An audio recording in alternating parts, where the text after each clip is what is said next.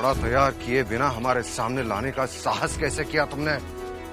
अन्नदाता, मुझे नहीं मालूम कैसे क्या हो गया। सेवक ने तो पूरी तरह जीन कस दी थी महाराज। झूठ बोल रहे हो तुम। इसका दंड अवश्य मिलेगा। हम लापरवाही कभी सहन नहीं करते।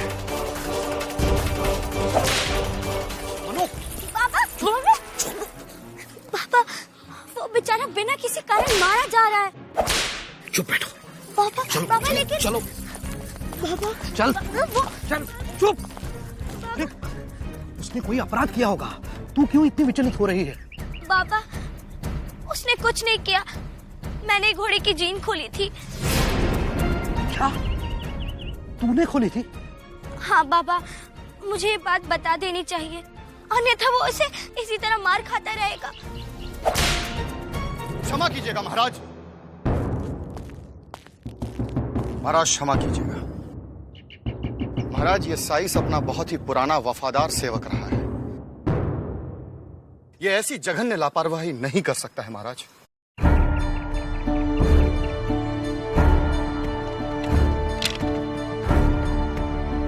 इसमें अवश्य कोई षड्यंत्र है। षड्यंत्र? महाराज, सफीपुर में कौन हमारे साथ षड्यंत्र करेगा? हमारे भाग्य में केवल षड्यंत्र ही लिखा है, एक के बाद एक षड्यंत्र। अब तो हमारा विश्वास पर भी विश्वास उठ गया है। महाराज, आप अपने इस सेवक को एक मौका दीजिए। मैं तब तक चैन से नहीं बैठूंगा जब तक ये पता नहीं कर लूंगा कि ये किसकी करतूत है। तब तक ये हमारा बंदी रहेगा महाराज।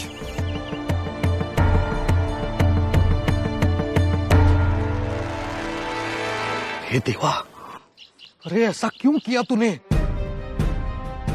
गंगाधर राव अगर गिर जाते तो अनर्थ हो जाता।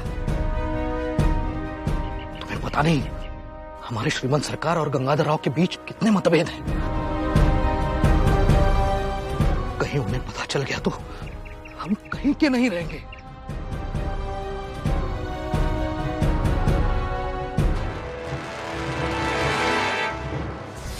मनु, मनु,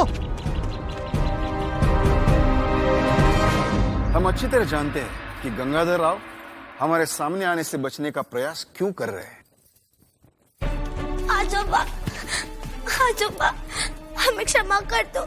हमारे कारण एक निरपराध को दंड सहना पड़ रहा है। हमसे बहुत बड़ी भूल हो गई आजोबा। अरे लेकिन छबीली, क्या हुआ? बात तो बताओ। आजोबा, उसे बचा लीजिए।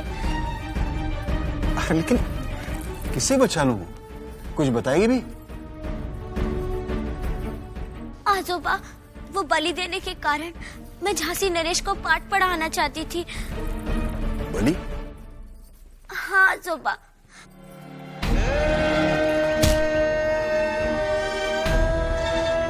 इसे हमने माँ दुर्गा को समर्पित किया है। यह हत्या नहीं, बलि है। ये बेचारा मेरी शरण में आया, अब मैं इसे किसी को नहीं दूंगी।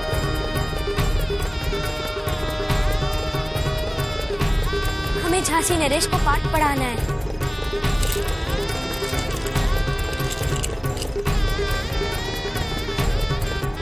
तुम बच गए? तुम्हें मारा नहीं? इसकी तो बलि चढ़ाई जाने वाली थी ना? हाँ, इसकी बड़ी चढ़ाई जाने वाली थी, परंतु महाराज को पता नहीं क्या हो गया। कैसे इस पटोरी की गर्दन पर वार होने वाला था कि अचानक महाराज ने वार रोक लिया। तैयार किए बिना हमारे सामने लाने का साहस कैसे किया तुमने? मेरे कारण इसका दंड उस बेचारे निर्दोष साइस को मिल रहा है। बचा लीजिए आजोबा, सब मेरे कारण हुआ। मुझे ऐसा नहीं करना चाहिए था। इसका दंड भी मुझे मिलना चाहिए। गलती तो तुमसे अवश्य हुई है। और फिर हमारे और उनके संबंध भी अच्छे नहीं रहे पहले से।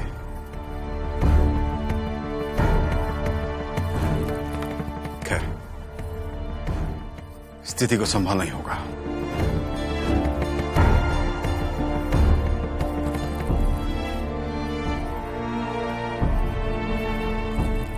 बेटे, तुम्हारा मन सदैव निष्पाप है, इसलिए शीघ्र ही भूल स्वीकार कर ली। ये बहुत बड़ी बात है।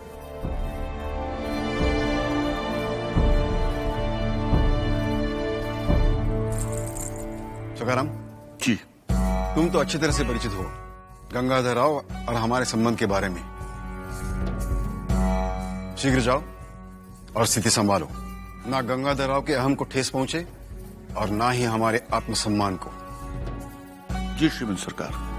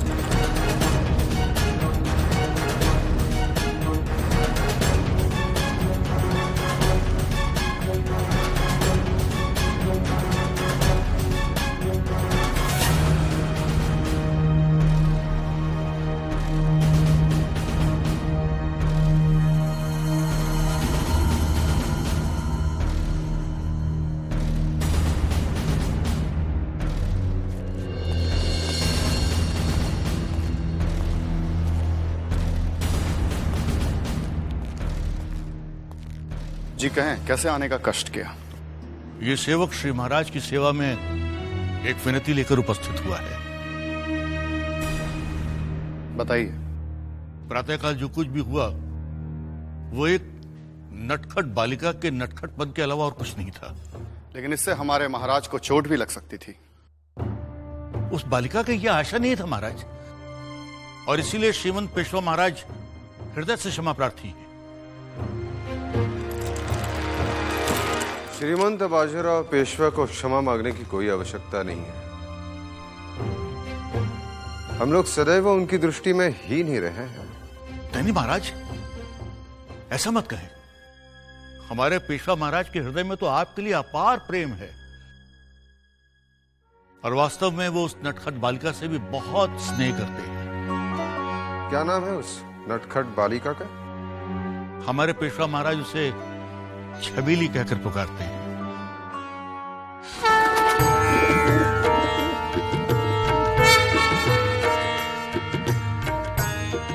सावरिया, सावरिया।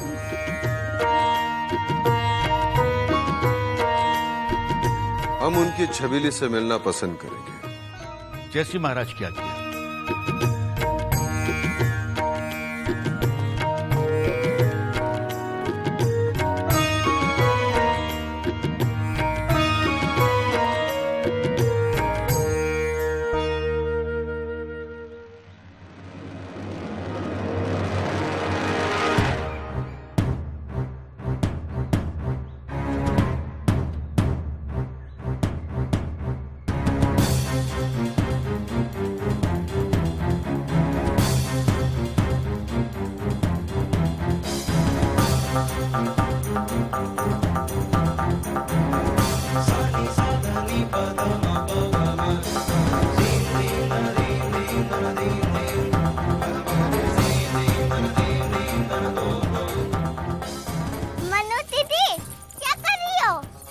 सादरी प्राची, उसको बार बार मुझे इस बिजुका में झांसी नरेश का चेहरा दिखाई देने लगता है।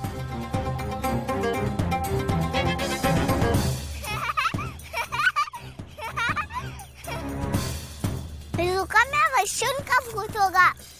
मुझे उन्हें पाठ तो पढ़ाना है।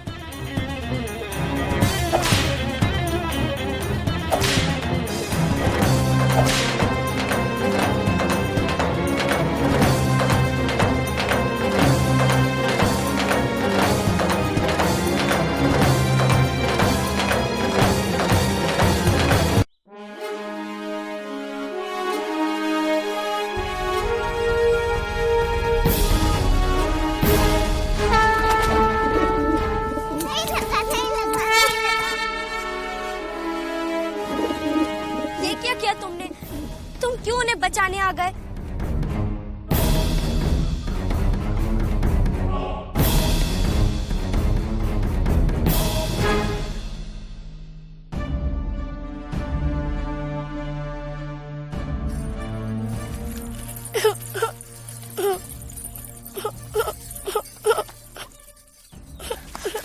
क्या वो पत्थर तुम्हें लग गया? आपने मुझे मारा। हमने जानबूझकर नहीं मारा। तुमने मेरे दोस्त को मारा।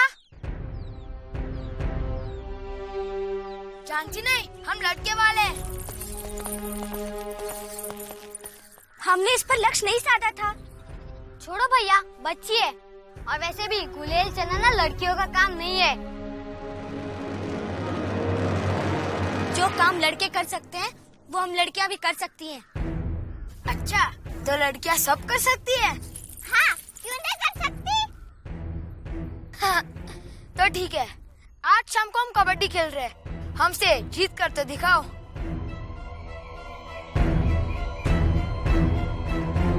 हाँ, शिकार है। चलो चलो प्राची।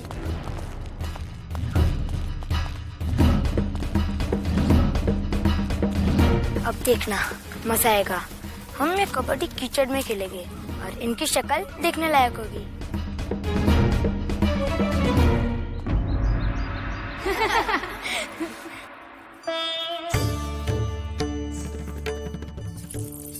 अरे तू कहाँ जा रही है? जी मैं वो आई साहब को बुलाने जा रही थी। हाँ हाँ जल्दी जा। सुनो जी वो मनु अपराधी कहाँ है? मुझे नहीं पता।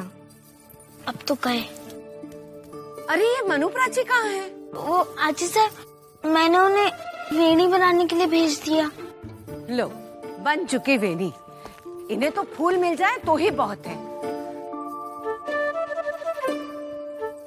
अजी साहब आप कहाँ जा रही हैं? आपने बताया नहीं कि आज हम क्या पहनने वाले हैं। तुम्हारे वस्त्र तुम्हारे कक्ष में मिल जाएंगे। अजी साहब सुनिए तो। अभी हमें समय नहीं है। कब आएंगे दोनों?